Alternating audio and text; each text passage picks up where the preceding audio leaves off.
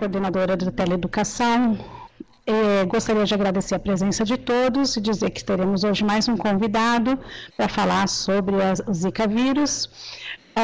Gostaria de pedir a vocês que se tiverem dúvidas ou alguma contribuição, enviem tudo pelo chat, que ao final da apresentação eu vou perguntar ao Dr. Rafael. Gostaria de lembrá-los sobre essa teleconsultoria que está disponível, vocês podem mandar os seus casos também.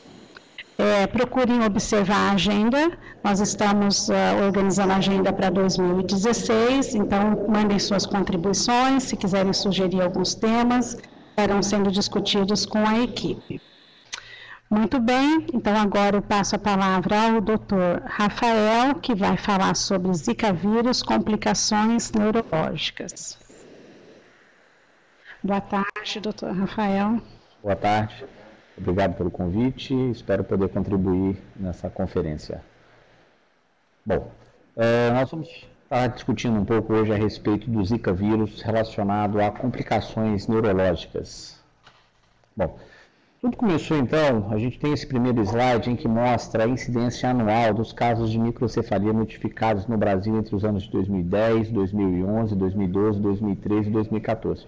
Uma média aí de 150 a 160 casos por ano de microcefalia.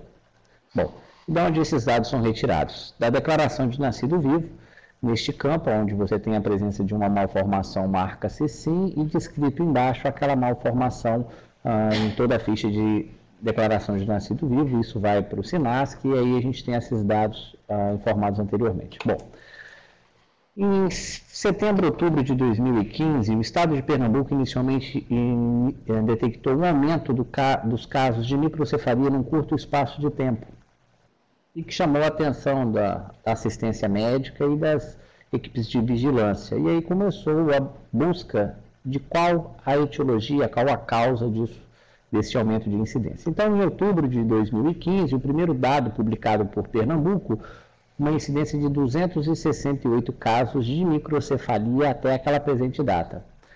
Posteriormente, esse número aumentou para 299, 487, 646, 804 e a última publicação do Ministério da Saúde, 920 casos notificados de microcefalia no estado de Pernambuco.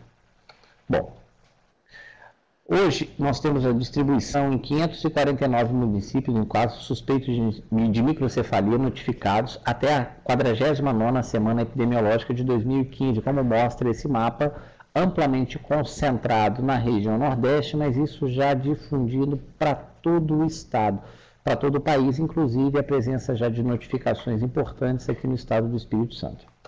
Bom, na última distribuição dos casos, então, nós temos o total de municípios 549, a última atualização dos dados do Ministério da Saúde, 2.401 casos de microcefalia notificados em 2015 em território nacional, lembrando que esse número oscilava em média de 150 casos anuais, tá? Alguns casos descartados, mas 29 relacionados com óbito e investigação 1.165 desses casos. Bom, tendo em vista a alteração do padrão da ocorrência de microcefalia no Brasil, em 12 de novembro de 2015, o Ministério da Saúde decretou uma situação de emergência em saúde pública de importância nacional. A última vez que isso tinha acontecido foi no início do século passado, na época na gripe espanhola, por volta de meados de 1916, 1915, a última vez que isso foi decretado no Brasil. Bom, em 1º de dezembro de 2015, a Organização Mundial de Saúde reconhece a relação de microcefalia com os casos de microcefalia no Brasil.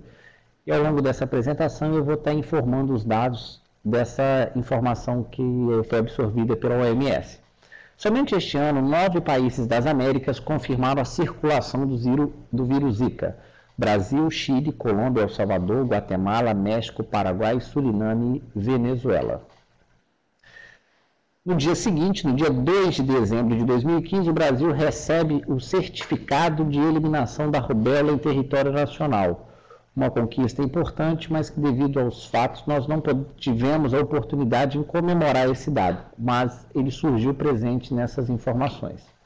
Bom, Até a data do dia 12 de dezembro de 2015, a última publicação do Ministério da Saúde, um total de 2.400 casos suspeitos de microcefalia foram notificados naquele mapa apresentado no slide anterior, num total de 549 municípios distribuídos em 20 unidades da federação, incluindo aqui o estado do Espírito Santo.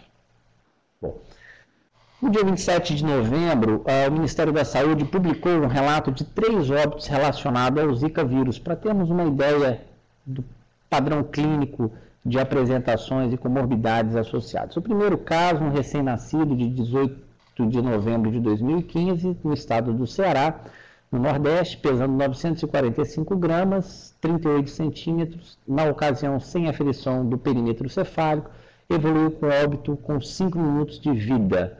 Ou seja, um bebê que nasceu extremamente grave, né? Entretanto, um ultrassom realizado no dia 13 de novembro, ou seja, 5 dias antes ao nascimento, mostrava-se um perímetro cefálico de 19 milímetros, bem abaixo das curvas de percentil. Bom, foi feita a investigação e veio com resultado positivo para a Zika vírus no dia 28 de novembro de 2015. Segundo caso, apresentado pelo Ministério, um paciente masculino portador de uma doença crônica, artrite reumatoide, em uso de corticoterapia, etilista, ou seja, com comorbidades associadas, que evoluiu com um quadro de uma insuficiência respiratória, um quadro séptico, internação em UTI, estado grave, veio a óbito. E durante a investigação do quadro etiológico, é detectado a presença do Zika vírus em amostra de sangue, cérebro e baço, mostrando então um paciente adulto com doença crônica, com comorbidades e a gravidade do quadro levando ao óbito. E um terceiro quadro, uma paciente feminina de 16 anos, natural do estado do Pará, previamente ISDA, evoluiu com quadro de uma infecção respiratória, associado com quadro de cefaleia, náuseas, petequias, evoluiu com quadro grave, insuficiência respiratória, UTI, veio a óbito e também detectado a positividade do Zika vírus, confirmado nesta paciente. Então, exemplificando 3 situações de um prematuro que nasceu extremamente grave, um paciente adulto com comorbidades e portador de doença crônica, e uma adolescente previamente ISDA sem comorbidades. Então, mostrando um pouco do espectro da gravidade relacionado a esses pacientes.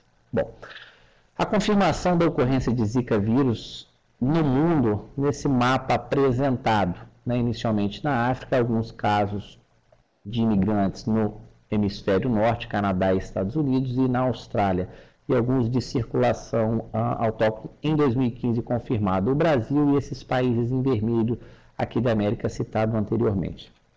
Bom, primeira coisa que nós temos que ter em mente é que microcefalia não é uma doença, trata-se de um sinal clínico, ou seja, uma condição neurológica em que o tamanho da cabeça é menor do que o tamanho típico para a idade do feto ou da criança.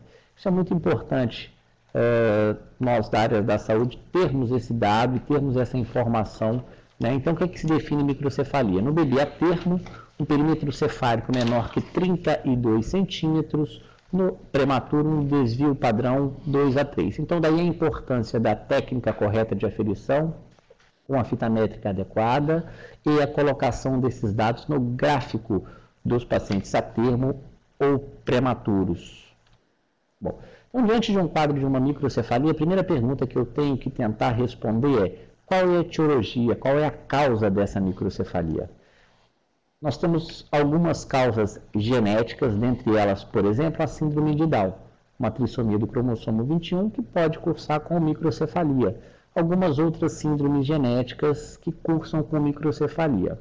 Então, de etiologia genética.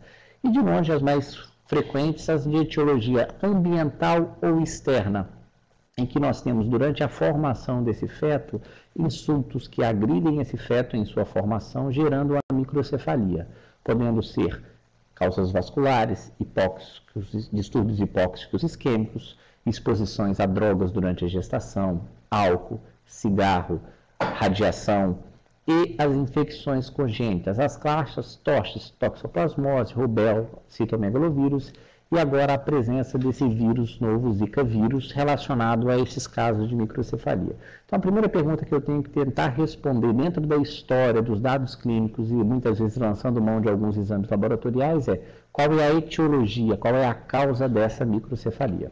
Bom, na formação desse feto, na embriogênese, nós temos a formação de todos esses órgãos, inclusive o sistema nervoso central, respeitando uma cronologia.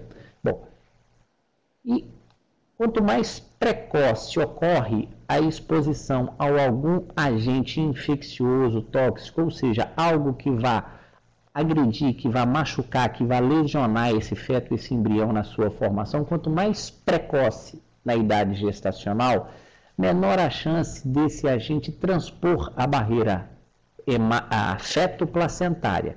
Entretanto, quando isso ocorre, a agressão nesse embrião é muito maior. De forma oposta, ocorre mais para o final da gestação. Essa transmissão feto-placentária por um aumento da superfície da placenta se torna de mais fácil transmissão. Entretanto, como esse cérebro já está mais bem formado, a agressão muitas vezes se torna, entre aspas, menor. A sequela se torna maior. Isso é importante porque isso vai nos ajudar a entendermos alguns aspectos de neuroimagem que eu vou estar mostrando posteriormente e também entendendo um pouco a gravidade, tanto da microcefalia quanto do quadro clínico, porque isso vai estar implicado em que fase da gestação ocorreu essa agressão nesse feto. Mais precoce, mais grave, mais tardio, teoricamente, menos grave. Bom, falando um pouquinho diretamente a respeito do Zika vírus, tá? Uma breve introdução, é um vírus da família Arbovírus, do gênero Flavivírus, isolado em 1947, na floresta Zika, em Uganda, na África. Bom, e alguns perguntam, é um vírus novo? Por que ele está causando isso? Por que isso não causou nada lá na África? E é a primeira vez que esse vírus circula numa população de dimensões como o Brasil. Ele foi isolado, mantinha-se na natureza naquele ambiente por diversos fatores. Quando entrou em contato com o território nacional, ele encontrou um clima propício, um vetor propício e pessoas expostas, e aí esse boom dessa situação que nós estamos convivendo atualmente. Os principais vetores são os mosquitos do gênero Aedes, incluindo o Aedes aegypti. Outros mosquitos do mesmo gênero também, já sabidamente, transmitem esse vírus, mas temos que dar enfoque principalmente nessa questão, porque aqui vai estar o nosso trabalho de prevenção e tratamento que a gente vai estar discutindo posteriormente, o combate a esse vetor. Esse tem que ser o grande foco das pesquisas, das palestras, da população, da assistência, das equipes de epidemiologia, dos gestores, dos governadores. Bom, os aspectos clínicos. Bom, nós temos então a presença de uma febre com exantema. O que chama a atenção na Zika vírus, diferenciando um pouco clinicamente da dengue e do chikungunya, né, você tem a presença de febre, habitualmente uma febre baixa, ao redor de 38, 38,5. Um exantema maculopapular, muitas vezes pruriginoso, chama a atenção. E uma hiperemia, uma congestão vascular. São 3 dados que nos ajudam com a clínica a podermos diferenciar em alguns aspectos de outras febres exantemáticas, e aqui principalmente a dengue e o chikungunya. Bom, algumas imagens relacionadas ao exantema maculopapular, fotos de pacientes que apresentavam. Bom, então, para definirmos um caso suspeito de infecção pelo Zika vírus, o paciente que apresente um exantema maculopapular pruriginoso, acompanhado de 2 ou mais dos seguintes sintomas: presença de febre, hiperemia conjuntival, sem secreção e prurido, poliartralgia e edema periarticular. São os critérios, então, inicialmente, que nós definimos uma suspeita de infecção pelo Zika vírus.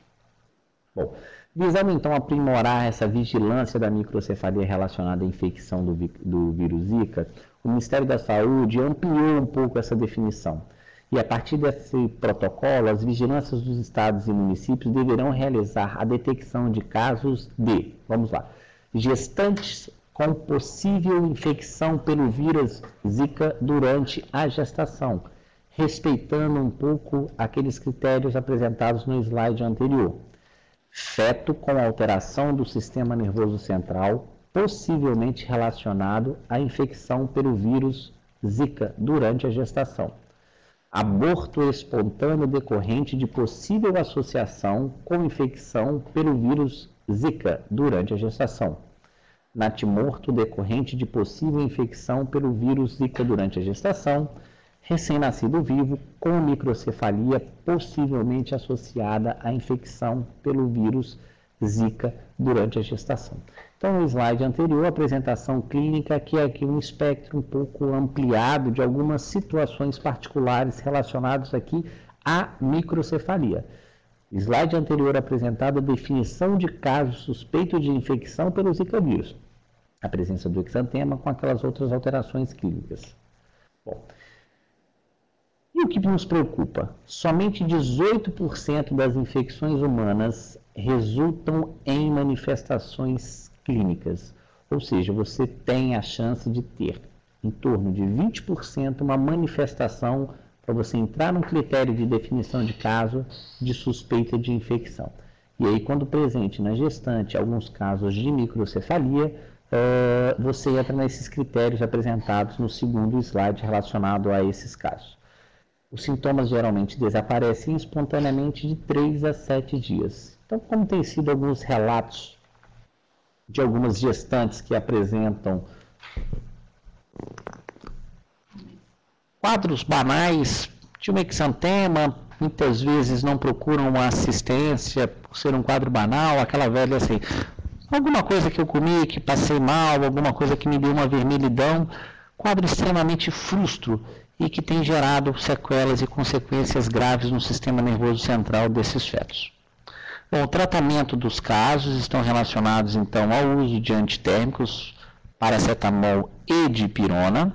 No caso da presença de erupção pruriginosa, o uso de antihistamínico podem e devem ser considerados, de preferência a hidroxizina, que tem uma cobertura em pele, evitar o uso de AS e drogas anti-inflamatórias pelo risco aumentado de síndrome hemorrágica, como ocorre também na dengue, no chikungunya, com os outros vírus da família flavivírus.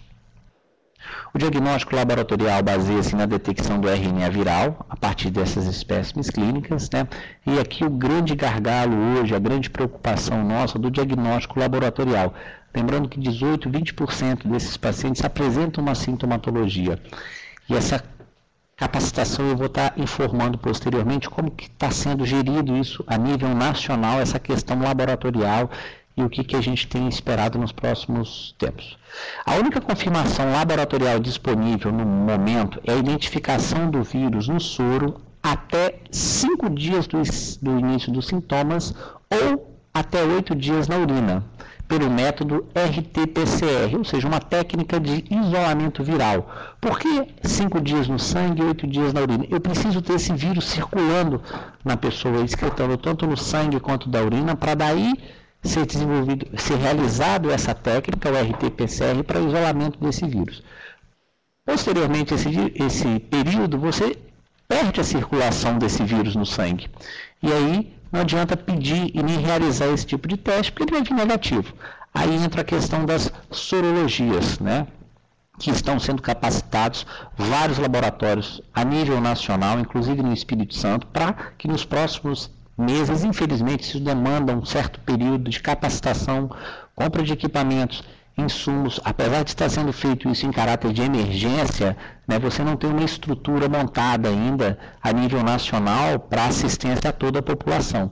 Então, essas técnicas sorológicas, que é o que já está disponível, por exemplo, para dengue, nas unidades básicas, nas redes assistenciais, isso ainda não está disponível para o Zika vírus. O que nós temos de confirmação é a detecção, então, por técnica de RT-PCR, até 5 dias no sangue, até 8 dias na urina. E o que está sendo disponibilizado pelo Ministério da Saúde esses exames?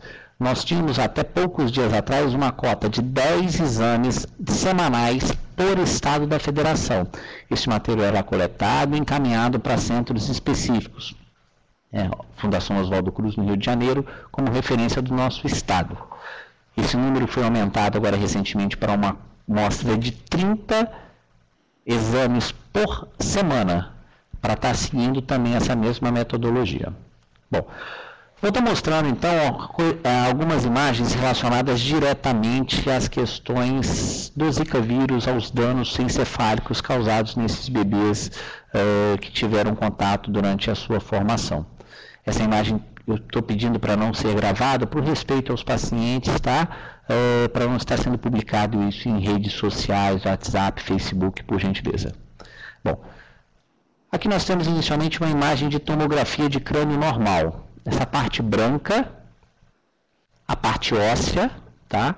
Essa parte cinzenta propriamente do encéfalo, essa parte mais preta no centro, os ventrículos com a presença de líquor, esses dois pontos, calcificações de plexo coroide, achados habitualmente sem relevância clínica de neuroimagem. Então gravem essa primeira imagem, porque daqui a gente vai estar podendo entender um pouquinho as próximas imagens. Então, um bebê termo, um perímetro cefálico de 28 centímetros ao nascimento. A gente observa uma desproporção crânioencefálico, né? E na tomografia realizada precocemente, a gente percebe, então, calcificações difusas, esses pontos brancos no parênquima, regiões periventriculares aqui, os ventrículos aumentados de tamanho, essa área preta aqui onde eu passo o mouse.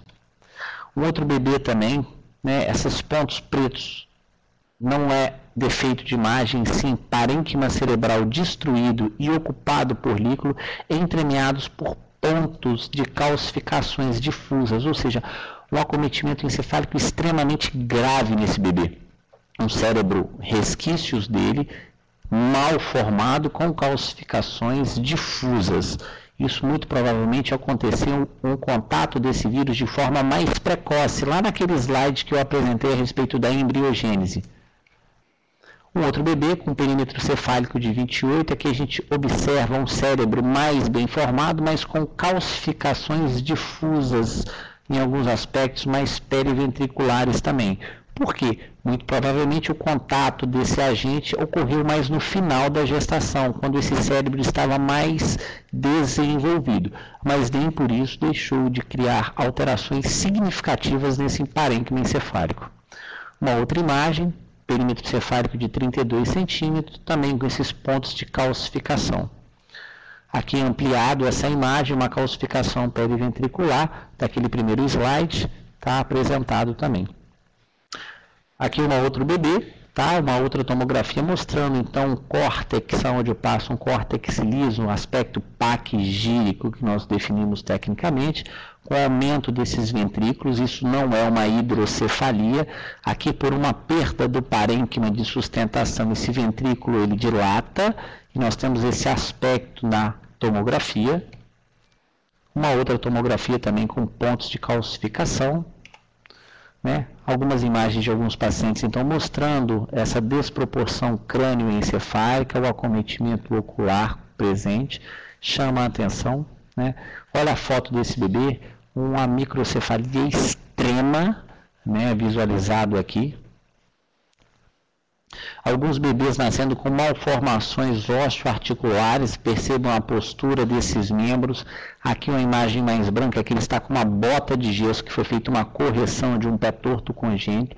Então, um acometimento sistêmico também presente nessa infecção desses pacientes. Então, diante desse quadro, desse aumento dessa incidência dos casos de microcefalia, desses achados de neuroimagem, esse comprometimento grave e extremo do sistema nervoso central, foi proposto inicialmente pela Secretaria de Pernambuco, junto ao Ministério da Saúde, a criação de um fluxograma e um programa de notificação e investigação desses casos.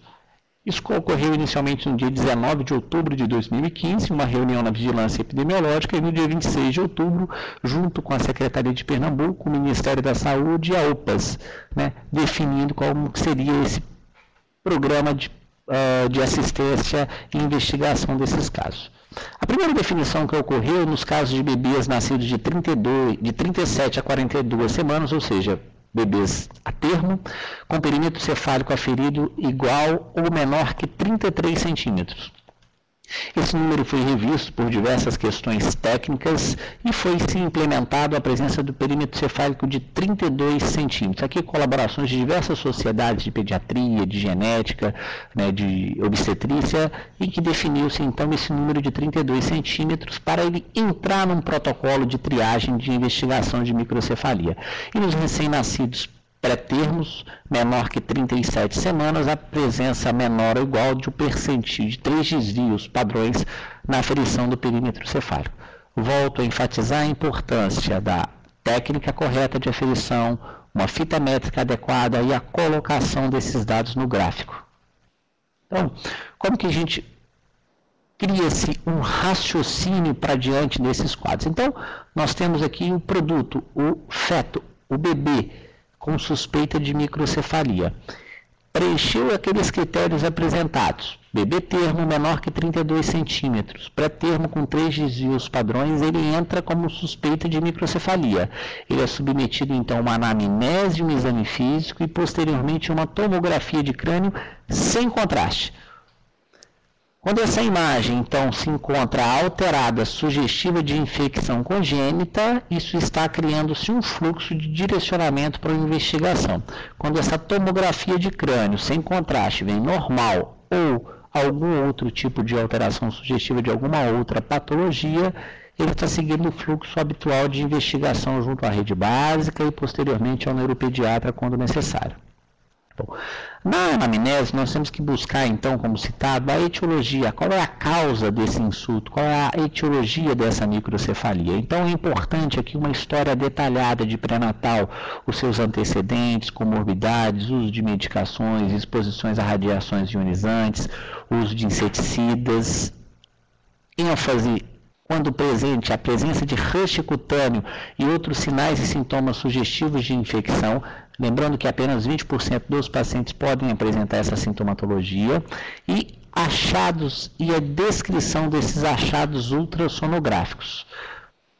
Dentro do exame físico, então, essa técnica correta da aferição do perímetro cefálico, a comparação e principalmente avaliarmos quando precocemente essa detecção não presente de microcefalia. Uma coisa muito importante que nós temos que ter bastante atenção é a velocidade de crescimento do perímetro cefálico.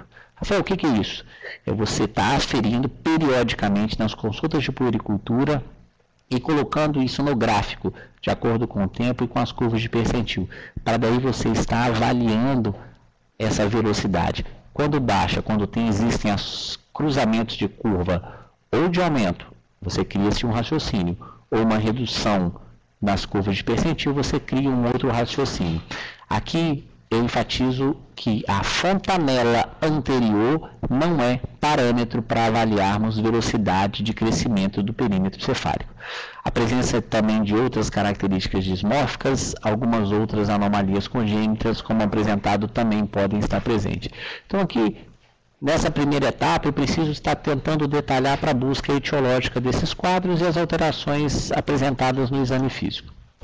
Serão excluídos para a finalidade de vigilância todos os casos que, após a revisão da aferição das medidas, dos exames ou dos critérios de enquadramento, não estejam contemplados nas definições estabelecidas para a relação com infecção pelo vírus Zika.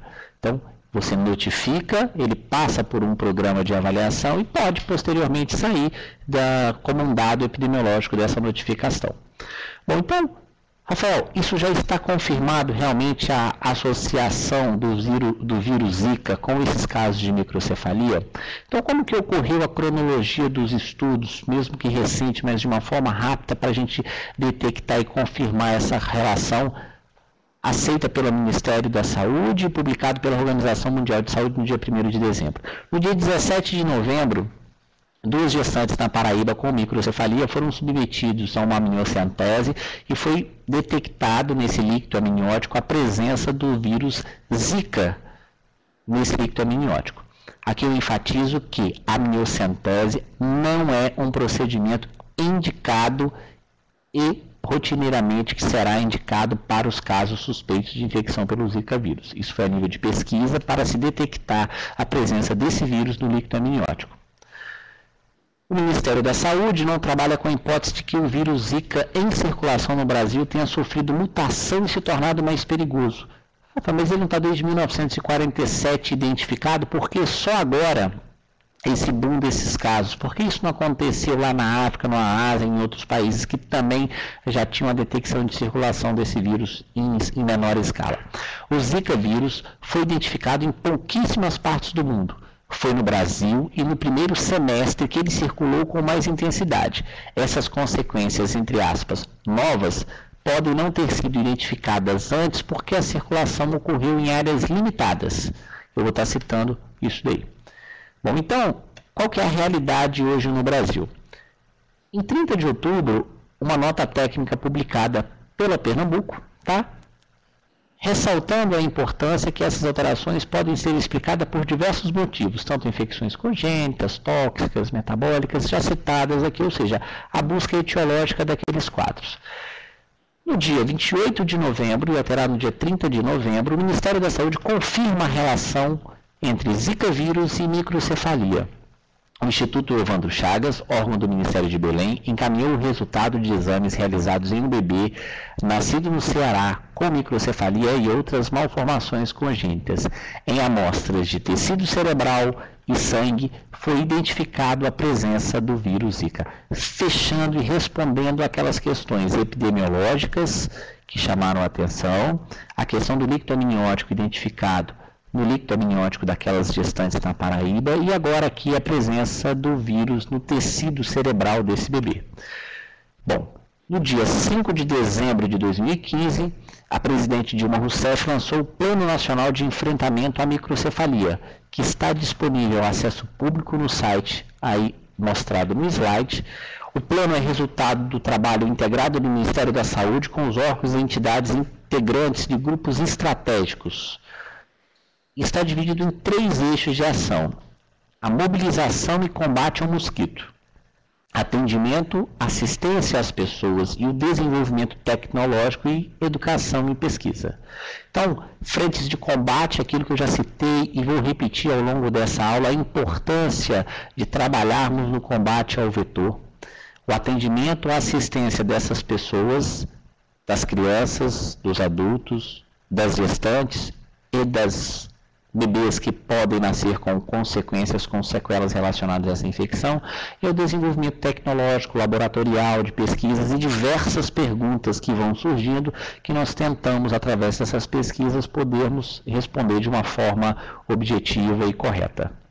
Bom, quais são as recomendações, então, a nível de pré-natal para essas gestantes? As recomendações devem ser enfatizadas no pré-natal e mais do que nunca trabalhadas, relacionadas às infecções ao uso de álcool, cigarro, a questões de vacinações, alimentação, ou seja, a gestação e o pré-natal programado e acompanhado por toda a equipe que realiza isso a nível de assistência básica, tratando e as comorbidades, detectando de forma precoce para as medidas de forma adequada. Isso não muda e deve ser enfatizado. O que entra de novo, na verdade, são algumas medidas para as gestantes relacionadas a possível contato, ou seja, evitar o contato e a transmissão do Zika vírus para essas gestantes. E o que nós devemos fazer? Primeiro, evite a proliferação do mosquito, ou seja, o combate ao vetor. É a primeira medida e a medida que nós temos que trabalhar tanto para gestante, quanto para criança, quanto para adulto, em todas as esferas da sociedade. O uso de roupas de manga longa e calças, evitando áreas expostas dessas gestantes. Uso de telas e cortinados em casa, criando mecanismos de barreira para esse mosquito. Portas e janelas fechadas ao amanhecer e ao anoitecer, que é o período de maior circulação desse mosquito, evitando a entrada nos domicílios. O uso de preservativo nos casais gestantes, pois está identificado, aqui é uma das questões que a gente pode responder, são algumas dúvidas, a eliminação do Zika vírus no esperma de um homem. Isso foi detectado. Então a gestante está com todas as medidas de barreira, o seu esposo vai trabalhar, é contaminado, tem uma relação sexual e transmite esse vírus. Então está indicado mais do que nunca o uso de preservativo nessas gestantes durante a gravidez. o uso de repelentes. Aqui o grande boom, a questão de mídia, de todos os aspectos, qual usar, como usar, quando usar.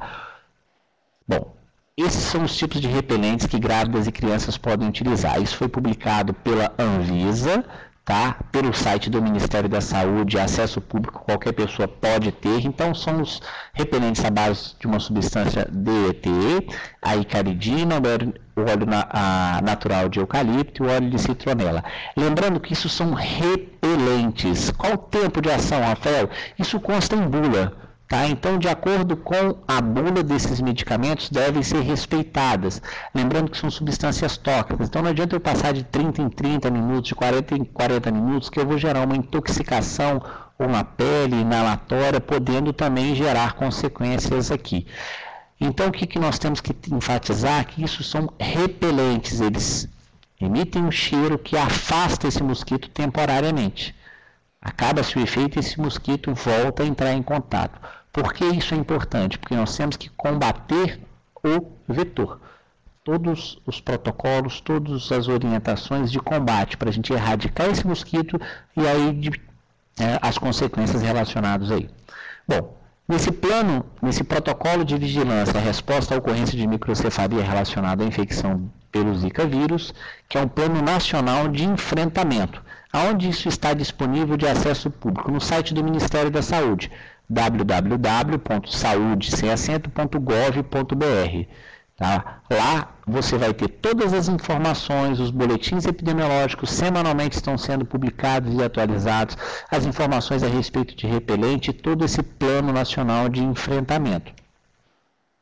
Os laboratórios de sentinelas de referência iniciais foram instalados na Fiocruz, no Rio de Janeiro, no Paraná, em Pernambuco, o Instituto Evandro Chagas, no Pará, e o Instituto Adolfo Lutz, em São Paulo. E cada estado da federação, as secretarias direcionam aquela cota de exames para esses centros. No caso do Espírito Santo, esse centro é a Fiocruz, no estado do Rio de Janeiro. Bom, laboratórios, então, estão sendo capacitados para a gente poder aumentar a questão de assistência laboratorial. Então, nós já temos 11 estados com laboratórios capacitados, além desses centros anteriormente citados: Bahia, Amazonas, Alagoas, Goiás, Pará, Paraná, Pernambuco, Rio de Janeiro, Sergipe, Rio Grande do Norte e Distrito Federal. E os que serão capacitados nos próximos meses. O nosso estado, o Espírito Santo, terá um laboratório, o Acre, Amapá, Ceará, Mato Grosso, Minas, Piauí, Roraima, Rondônia, Rio Grande do Sul e Santa Catarina. Por todas essas questões técnicas, tanto de equipamentos, quanto de insumos, quanto o treinamento das pessoas a serem realizados. Então, nos próximos meses, nós vamos estar com esses laboratórios disponíveis. Rafael, e o que vão estar sendo realizados nesses laboratórios? Principalmente as questões sorológicas, as sorologias, né? Para nós dosarmos, assim como disponível da dengue, por exemplo, IgM e IgG. Para a dengue, nós vamos estar disponibilizando a IgM e IgG para o Zika vírus, para o chikungunya, para daí facilitar e trabalharmos em nível de saúde pública de forma mais racional e assistencial. Bom, aqui alguns slides mostrando um pouco a realidade dos boletins publicados nas últimas semanas do Ministério da Saúde, como esses números foram aumentando. No boletim publicado no dia 23 de novembro, Pernambuco tinha um total de 487 casos notificados de microcefalia. Lembrando lá naquele primeiro slide da aula, essa média a nível nacional em torno de 150 a 160 casos por ano. Na semana seguinte, Pernambuco, um total de 646 casos notificados de microcefalia. No dia 8 de dezembro, 804 casos notificados de microcefalia. E a última atualização agora, o estado de Pernambuco, tá? Aqui com um total de 920 casos notificados de microcefalia, totalizando, como apresentado, um total de 2.400 casos no Brasil.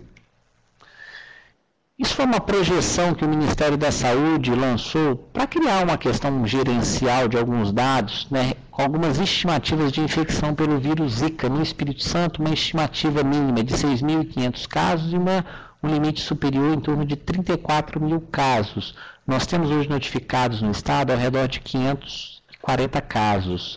Então a gente percebe que pela circulação por alguns dados epidemiológicos, como mesmo assim nós temos uma subnotificação importante. E aí entra o nosso papel, em termos de assistência das unidades de emergência, das unidades básicas de saúde, dos hospitais, de estar detectando, junto com história clínica, junto com exame físico e notificando para que as medidas possam ser tomadas de forma racional, baseada em números, para a gente estar criando uma projeção junto às secretarias de todo o Estado, Ministério da Saúde, em termos de custo, de operacionalização dessas questões.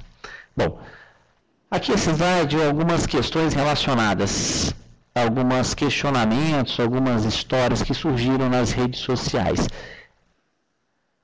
Acho que é muito importante nós termos em mente que dados oficiais estão sendo publicados pelo Ministério da Saúde. Então, cabe a nós, profissionais da saúde, filtrarmos essa informação, estarmos atualizados para que possamos passar de forma contundente, de forma verdadeira, a questão das informações, e uma delas relacionadas.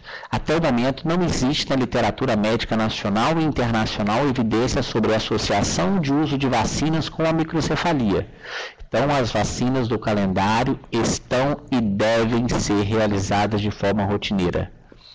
Relacionados ao aleitamento materno, eu paro ou não de amamentar? Uma nota publicada no dia 2 de dezembro que, à luz dos conhecimentos científicos atuais, não dispomos de evidências para alterar as condutas assistenciais e técnicas no que concerne ao aleitamento materno e aos bancos de leite humano, frente ao cenário epidemiológico do vírus Zika. Ou seja, vamos manter o processo de aleitamento materno.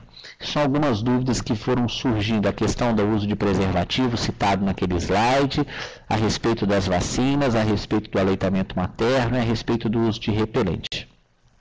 Bom, qual a realidade nossa hoje aqui no estado do Espírito Santo? Diante dos casos, foi estruturada uma comissão junto à Secretaria de Saúde para elaboração de um protocolo visando uma questão assistencial, um fluxo racional junto ao Estado. Foram divididas em 3 frentes, uma frente epidemiológica, uma frente laboratorial e uma frente de assistência clínica. Essa frente epidemiológica já é estruturada, é exatamente eles que têm esses dados, então daí a importância da notificação, porque essa frente epidemiológica que direciona a realidade para o laboratório e para a assistência clínica, em termos de número, de quantidade, de necessidade de exames, de assistência, de atendimentos. Esse protocolo está sendo baseado junto ao protocolo publicado por Pernambuco junto ao Ministério da Saúde. No dia 7, numa segunda-feira de dezembro, o Estado decretou situação de emergência em saúde pública, já publicado no Diário Oficial do Estado do Espírito Santo. Por que eu enfatizei isso daqui? Por questões burocráticas de legislação, quando você tem um decreto de emergência, alguns desses entraves burocráticos podem ser acelerados. No dia 11 de dezembro, foi publicado no site da Secretaria de Saúde uma nota técnica relacionada a um protocolo de triagem e segmento de gestantes com suspeita de infecção pelo Zika vírus e de lactentes suspeitos de infecção congênita pelo Zika vírus. Esse protocolo está sendo atualizado, revisto e continuamente deve estar sendo ocorrendo isso daí. Então, por isso a importância das críticas e das sugestões às pessoas que vão estar atendendo. Isso é uma situação nova em todo o país. Então, a ideia da criação do protocolo é criarmos esse fluxo racional de assistência. E aí, diante das dificuldades, dos entraves encontrados, a informação, quando passada para a secretaria, isso pode ser corrigido e revisto. Então, essa acho que é a grande importância nesse primeiro momento da gente estar participando conjuntamente. Como que eu faço essa notificação, Rafael? No site www.saude.es.gov.br, você é direcionado ao site então da Secretaria Estadual de Saúde. Existe esse em destaque, notifique aqui, de acesso rápido. Clicando no notifique aqui, você é direcionado para essa página, para um formulário de notificação de risco para a saúde pública municipal e estadual. Marca-se então o campo 7, como outros riscos para a saúde pública nacional. dados do início do evento, local de ocorrência do evento, o município, o estado, qual município publicou isso aí, e você tem um campo para descrever de forma sucinta os dados clínicos desse caso, desse paciente. Confirma, isso é enviado para a secretaria, uma equipe técnica de vigilância epidemiológica estará recebendo esses dados e tomando as devidas providências. Então, a Secretaria de Saúde informa que até quinta-feira, agora, do dia 17, o último dado oficial publicado, no estado do Espírito Santo foram registrados 533 casos suspeitos de infecção pelo Zika vírus, sendo 7 confirmados laboratorialmente, 6 em Vitória, 1 em Vila Velha.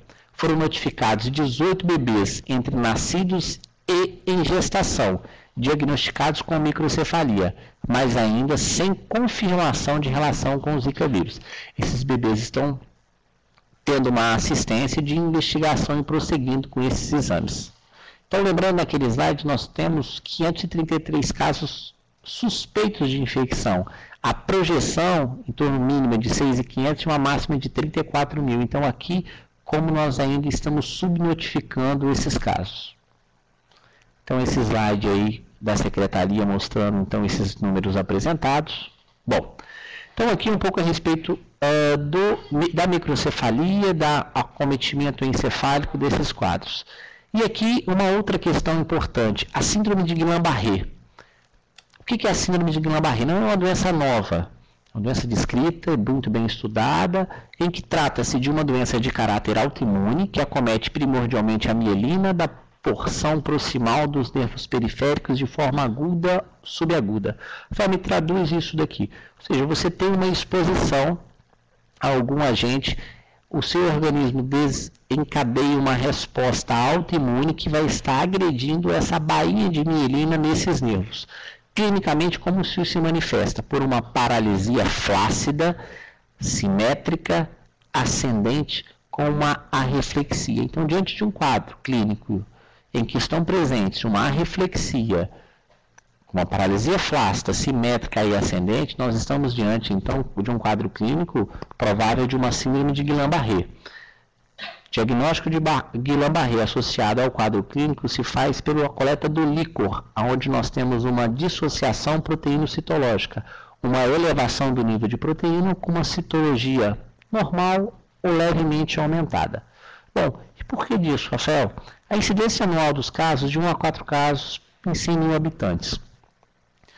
E no ano de 2014, o ano passado, nas ilhas da Micronésia e da Polinésia Francesa, com uma população em torno de 200, 240 mil habitantes, houve uma incidência aumentada dos números relacionados a pacientes com um quadro diagnosticado da síndrome de Guillain-Barré. Na Micronésia, uma média de 10, 15 casos, foram 40 casos no ano passado, e na Polinésia Francesa, 53 casos. E aí, a análise retrospectiva estão sendo avaliados pelos dados do Brasil, os governos dessas duas ilhas estão investigando a relação do Zika vírus. Nesses dois países, o que aconteceu? Houve uma incidência aumentada também dos casos de microcefalia, uma média de nenhum a 1 caso por ano eles tinham. Na Polinésia, no ano passado, foram 5 casos de microcefalia, um aumento expressivo. Entretanto, esse número inicialmente não chamou a atenção das equipes de vigilância epidemiológica, mas também está sendo feito um estudo retrospectivo. Por que disso? Porque foi detectada a presença do Zika vírus circulando na população dessas duas ilhas. Então, hoje nós temos 7 casos confirmados de síndrome de Guillain-Barré meningoencefalite por técnica de RT-PCR, ou seja, do isolamento viral, com Zika vírus positivo. Inicialmente, esses números chamaram a atenção no estado da Bahia, em que você teve um aumento dos casos de notificação. 13 casos, 55, 76 casos, até meados de novembro de 2015. E aí, houve-se então uma reunião em Salvador, no Hospital Geral, para discutir dados epidemiológicos relacionados à infecção por esses 3 vírus.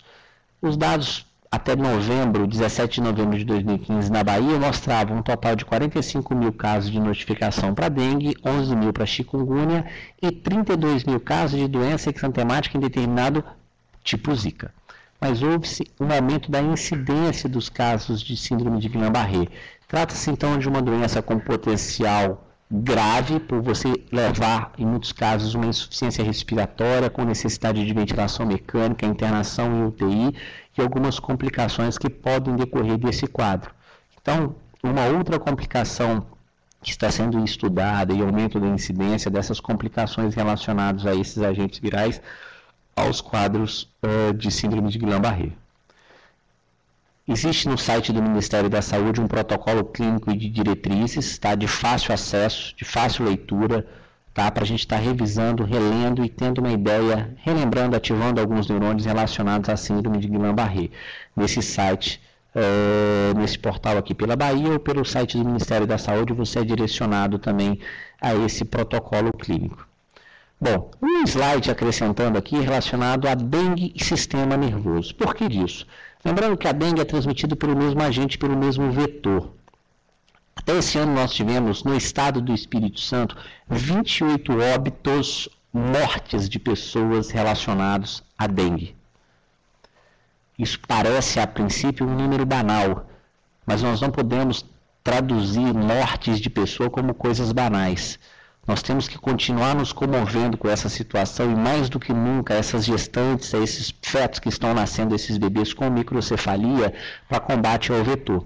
E aqui, em uma meta-análise publicada em aproximadamente 247 casos que foram filtrados num total de quase 2.000 estudos publicados em literatura médica, em que mostram diversas complicações do ponto de vista neurológico. Aqui é a presença de síndrome de Guillain-Barré associada à dengue, ADEM, síndrome de Miller-Fisher, Parkinson, amiosites, miopatias, rabdomiólise, ou seja, complicações graves relacionadas ao vírus da dengue. Alguns quadros de encefalite, encefalomielite, eventos stroke-like também relacionados, diversos trabalhos e algumas complicações oftalmológicas graves também, uveites, papiledema, paresia de Parkinson, maculopatias relacionados ao dengue. O boletim epidemiológico continuará sendo publicado regularmente pelo site do Ministério da Saúde, apresentado nos slides, né?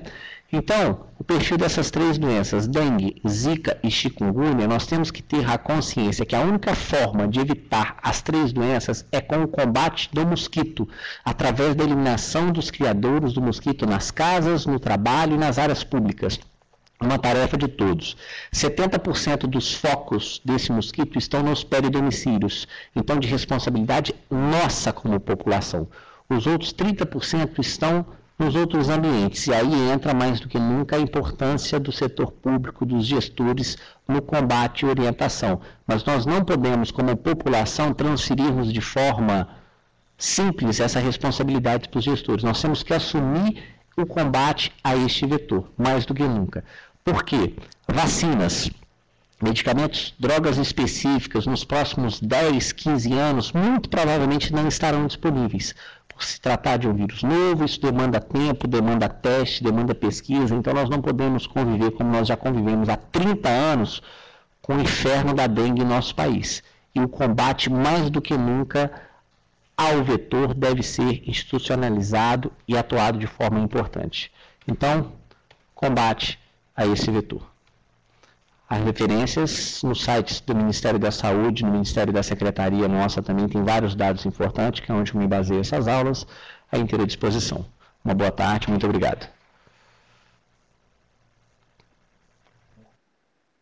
Boa tarde. Voltando, Carmen novamente. Eu gostaria de agradecer ao Dr. Rafael pela palestra, excelente palestra, e gostaria já de deixar um recadinho para aqueles que ainda não colocaram a identificação do nome, município, categoria profissional, por favor, coloquem no chat ou na área reservada para identificação, por favor, até o final dessa sessão. Dr. Rafael, nós temos aqui algumas perguntas. Já se sabe se tem produção de anticorpos para combater em caso de uma reinfecção pelo Zika? Bom, a resposta ao anticorpo, na verdade, quando o organismo ele entra num primeiro contato com algum agente viral, você desenvolve uma resposta com a produção de anticorpos. Isso é uma resposta do ser humano. mas não existe a respeito de vacinas, talvez fosse a melhor colocação, nada nesse aspecto. Nos próximos 15 anos, provavelmente, a gente não vai ter.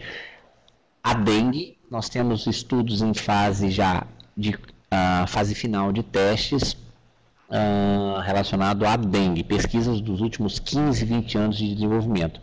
São pesquisas, o vírus da dengue, a gente tem uma efetividade nessa vacina em torno de 60%, que a nível de saúde pública é uma efetividade relativamente baixa, mas que existe talvez a última fase de testes, que seria na população pediátrica, para aprovação dessa vacina. Diante da situação dramática que nós temos vivido, algumas dessas situações estão sendo revistas pelos órgãos para talvez, mas isso relacionado exclusivamente à vacina da dengue. Os outros vírus ainda não existe nem previsão de data. Uma outra pergunta é a respeito do acompanhamento de gestante que apresenta a doença. Elas devem ser acompanhadas no município ou encaminhada?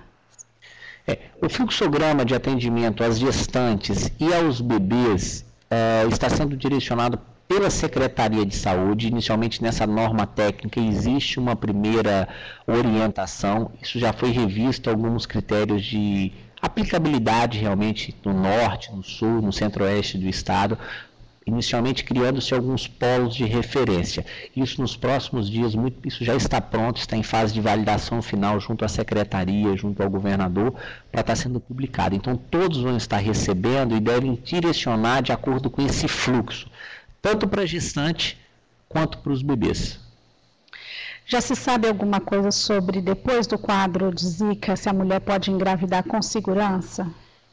Nós não dispomos ainda desses dados. Quanto tempo depois da infecção do Zika vírus você pode ter uma gestação segura? Qual está sendo a orientação atualmente do Ministério da Saúde? Postergue um pouco essa gestação, até termos dados mais objetivos. Se você planeja a gestação 1, 2, 3 vezes, planeje 4, 5, 6 vezes nesse presente momento. 6, 8 meses, eu acho que de uma segurança para muitas dessas respostas poderem ser realizadas. Acho que você falou da média no Brasil de casos de microcefalia, mas tem uma pergunta se sabia se o número de microcefalia no estado do Espírito Santo antes dessa epidemia. Até novembro deste ano, nós não tínhamos nos notificado nenhum caso de microcefalia. Nitidamente, casos relacionados de subnotificação. A média no estado é ao redor de 10 casos anualmente. Ok. Quantos casos de microcefalia foram associados? E se a criança é diagnosticada, qual é o fluxo? Acho que novamente, né? Quantos casos de microcefalia foram? No estado, 18 bebês em investigação, alguns ainda não nascidos e alguns já nascidos. Isso é a última publicação de semana passada pelo site da Secretaria e pelas informações oficiais da Secretaria de Estado. A sorologia deverá ser feita a todas as gestantes com exantema? Nós não temos ainda disponível a sorologia. Nós temos disponível uma técnica chamada RT-PCR, que deve ser coletada entre o 5º dia pelo sangue e o 8º dia, encaminhado com uma técnica que também está presente nesse protocolo, porque você tem técnicas adequadas de transporte e armazenamento. Não é uma questão tecnicamente prática de ser fácil realizada, tá? Você tem uma técnica de congelamento dos aspectos para preservar esse vírus, para estar sendo encaminhado. Então, hoje, na verdade, o que nós dispomos são de técnicas para notificar a circulação desse vírus. Esse número inicialmente eram 10 exames semanais, e isso o Ministério da Saúde liberou agora, recentemente, para 30 exames semanais. Mas as sorologias ainda não estão disponíveis ainda. Isso que é o que está sendo desenvolvido, tanto de tecnologias, quanto insumos, quanto treinamento de profissionais. Ok. Para ficar bem claro, se uma criança então está diagnosticada com o Zika ou com a microcefalia, para onde deve ser esse fluxo no momento? Esse fluxo inicialmente, tanto da gestante quanto da microcefalia, é o que vai estar sendo publicado nesse protocolo. Inicialmente, muito provavelmente, essas crianças estarão sendo encaminhadas para o Hospital Infantil de Vitória, por uma triagem inicial com o neuropediatra e posteriormente serão contrarreferenciados para os seus municípios, com as devidas orientações em termos de reabilitação, de puericultura, a respeito de vacinas, em carta assinada junto com o neuropediatra. Então ele vai passar por um processo de avaliação, existe uma etapa a ser feita antes do encaminhamento, a primeira delas é a notificação no site Notifique Aqui. Alguns exames vão estar sendo coletados para posteriormente essa avaliação e uma contrarreferência. Isso vai ser o fluxo que vai ser criado, que já está desenvolvido e está em fase de validação final. Você tem conhecimento se nos outros países em que o vírus está circulando também já foi decretado estado de emergência? Não, isso é uma situação do nosso país. Tem uma pergunta aqui da Edna Góes, deixa eu ver se eu entendi. Quero saber se igualmente a dengue, que tem o soro tipo de 1 a 4, se tiver a zika pode ser passível de uma reinfecção ou terá anticorpos e não será mais infectada. Não, hoje nós temos a presença de um único vírus. Nós temos duas linhagens, asiática e africana, mas não existem estudos ainda com esses sorotipos, esses subtipos, como na dengue nós já temos os 4 sorotipos, nós temos exclusivamente o vírus da zika. Daiana Luzia, boa tarde. Todas as gestantes devem usar o preservativo ou só aquelas em caso confirmado? Todas devem usar preservativo. Quando confirmado, a agressão a esse feto já ocorreu. Então, o que nós estamos trabalhando com o preservativo é a prevenção dessa possível agressão ao feto. Acho que está entrando mais uma pergunta.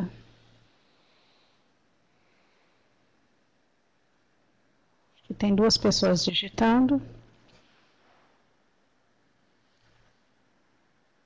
Se você quiser complementar com alguma coisa até vir essa pergunta. Trabalho de prevenção, de exposição a respeito dos repelentes, do preservativo, das roupas de manga comprida e do uso de tela, são mecanismos de barreira para evitar o contato, a transmissão do vírus para o feto. Mas o enfoque deve ser o combate ao vetor, que é isso que, na verdade, vai nos livrar dessa situação em que vivemos atualmente. Aqui, quanto tempo leva o vírus do Zika no organismo? A eliminação dele, a circulação desse vírus, a detecção dele nos exames, 5 dias no sangue e 8 dias na urina. Os sintomas normalmente desaparecem em torno de 3 a 7 dias, ou seja, uma semana. Ok. Então, se o paciente contraria o vírus do Zika, é possível que ele possa pegar novamente depois de tratado? Não, você vai desenvolver um anticorpo e se tornar teoricamente imune àquele Zika, ao vírus, assim como acontece em outras infecções causadas por outros agentes virais. Ela está falando assim, cria a imunidade, então depois de adquirido, como só tem um sorotipo, é isso? Edna quer saber. Bom, deixa eu repetir então, olha só. Esquece um pouquinho o Zika, vamos criar o raciocínio global dos vírus. Você tem uma infecção por algum agente viral, você tem aquela sintomatologia. Gripe. Você desenvolve anticorpos para aquele vírus. E aquele vírus você tem uma resposta celular e humoral num segundo contato. Seu organismo está com a presença desses anticorpos de combate àquele agente.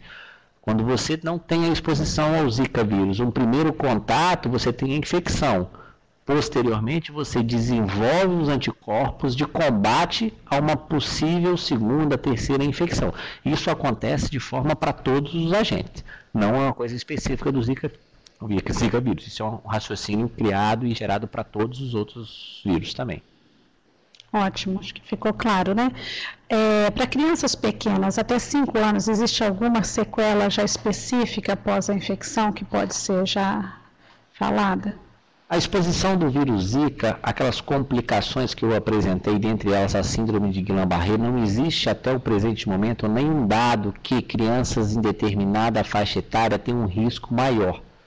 Na verdade, toda a população, criança, adulto, adolescente, idoso, você tem um risco aumentado de algumas complicações neurológicas, da dengue, do chikungunya e do Zika vírus com as particularidades de cada agente. A questão da microcefalia, você tem uma agressão durante a formação desse cérebro, que acontece no período embrionário lá na gestação. Tá ótimo. Acho que a gente encerrou por aqui as questões. Então, gostaria muito de agradecer ao Dr. Rafael, agradecer ao público presente, novamente dizer que nós temos essa palestra gravada e pode ser acessada posteriormente após estar editada. Lembrando novamente, para quem ainda não se identificou, colocar para a nossa contabilização da atividade de hoje, dizer que as teleconsultoras estão aqui, mandem as suas perguntas e até a próxima para vocês. Obrigada. Obrigado.